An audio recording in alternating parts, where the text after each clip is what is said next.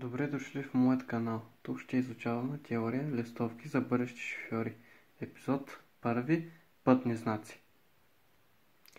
Всички пътни знаци, които са с формата на триъгълник и с червена ивица по периферията, са предупредителни пътни знаци. Тук първият знак предупреждава за опасен завой надясно, втория опасен завой наляво, последователен опасен завой първият, който е надясно, последователен опасен завой първият, който е наляво, стръмен наклон при спускане, стръмен наклон при изкачване, стеснение на платното за движение, стеснение на платното за движение от дясно, стеснение на платното за движение от ляво. Тук е подвижен мост или ферибот. Пътят води до кей или бряг, неравности на платното за движение, неравности на платното за изкуствени неравности за платното за движение. Едното е само неравности на платното за движение, другото е изкуствени неравности. Изкуствените неравности са легналия полицай. А неравности на платното за движение, това означава, този пътен знак предупреждава, че на пътя може да има участъци, които са били закърпени или някакви дупки може да предупреждава. Затова е този пътен знак. Неравности на платното за движение. А това е изкуствена неравност, това е легнал полицай, затова, че има разлика. Долният пътен знак предупреждава за опасен пътен банкет. Този пътен знак предупреждава за опасност от хлъзгане.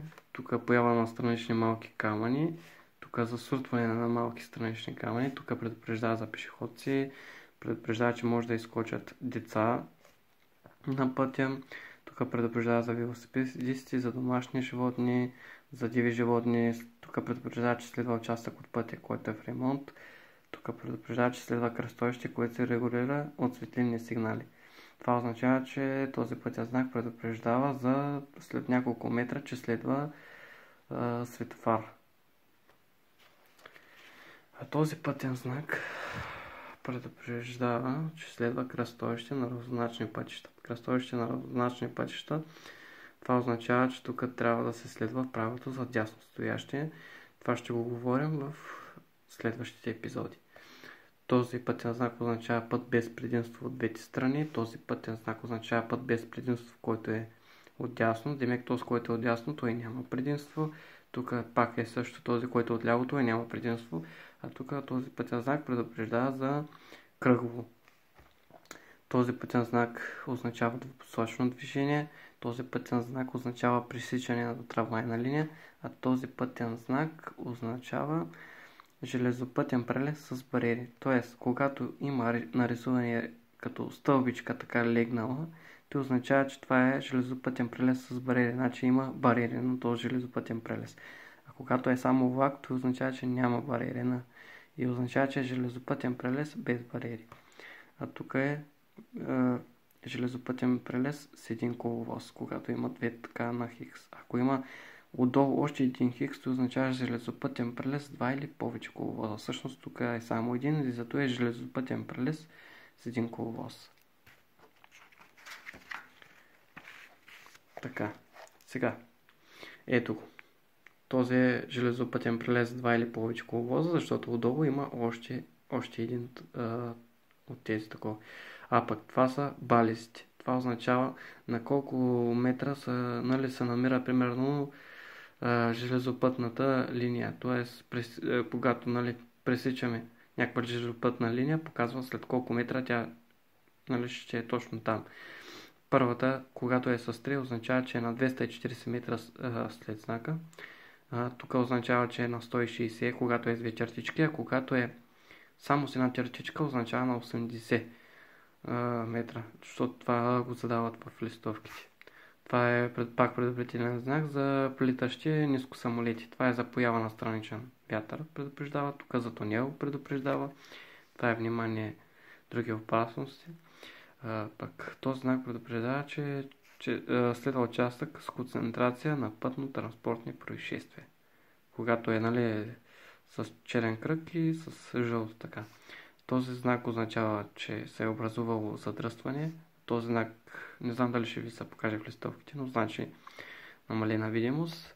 А тук, че се е образувало пътно-транспортно происшествие. Да преминем към следващите пътни знаци. Тези, които са с кръг, всички пътни знаци са забранителни, с изключение на някои, които, нали, ще ви ги покажа.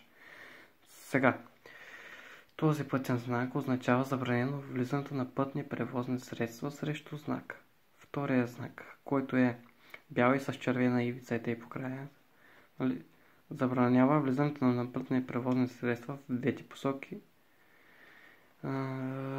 с изключение на тези специалните превозни средства, като линейки и пожарни, те имат право да влизат срещу този пътен знак. Тук забранено влизането на моторни превозни средства, с изключение на мотопеди и мотоциклети без кош. Тук е забранено влизането на товарни автомобили. Тук е забранено влизането на моторни превозни средства с ремаркета, освен с полуремаркета или единични едноосни ремаркета. Тук е забранено влизането на моторни превозни средства с ремаркета. Тук е забранено влизането на трактори и самоходни машини. Тук е забранено влизането на мотоциклети и мотопеди. Тук е забранено влизането на велосипедите. И то знака се го показва, защото, нали, всеки, който е в кръг и с червена ивица, нали, по периферията, е забранителен. Тук този знак забранява за влизането на каруци, тук за хора, бутащи колички, тук забранява за пешеходци, а пък този знак, когато видите тук жълто квадратче с уси, това означава, че е забранено на влизането на пътни превозни средства с знак опознавателен опасен товар. Тук е забранено влизането на изобразените пътни превозни средства. Този пътен знак означава широчина и височина. Нали, забранено влизането на пътни превозни средства с височина, включително и на товара по-голяма от значената. Димек. Сега, тук е с широчина. Когато стрелките са отляво и отдясно, ето така, нали, отляво и отдясно, това е широчина. А когато стрелката е надолу и отдолу и отгоре, така, това означава височина. А тук е забранено влизането на товарни превозни средства, включително и на дължината. А тук е забранено влизането на пътни превозни средства с маса и товар по-голяма от означената. Тук е забранено влизането на пътни превозни средства с натоварване на която и да е от осите. Тук е ограничение, смисъл, нали, забранено е по-малко от, нали, означеното. Тук е забранено завиването надясно, забранено е завиването наляво. Тук е забранено завиване в обратна посока. Тук е забранено изправянето на моторни превозни средства, с изключение на мотопеди и мотоциклети без кош. Тук е забранено изпреварването на автомобили с допустима максимална маса и изпреварване, с изключение на мотопеди и мотоциклети без кош. Това вече си го знаете, това пътен знак. Този знак вече тук забранява престоят и паркирането. А когато е само с една лента, означава, че паркирането е забранено, престоят не е забранен. Тук е митница, тук е забранено използването на звуков сигнал. А когато са тези знаци, когато са бели и с имат черен цвят по периферията, това означава, че означава край на всички забрани. Това означава за всеки знак. Димек се забранява край на едисико. Примерно, забранено край на пътния знак за изпреварване. Край на въведена забрана за изпреварване от товарът на автомобил с допустима максимална маса 3,5 тона. И така, а най-долният знак означава край на всички забрани. Отменя всички забрани.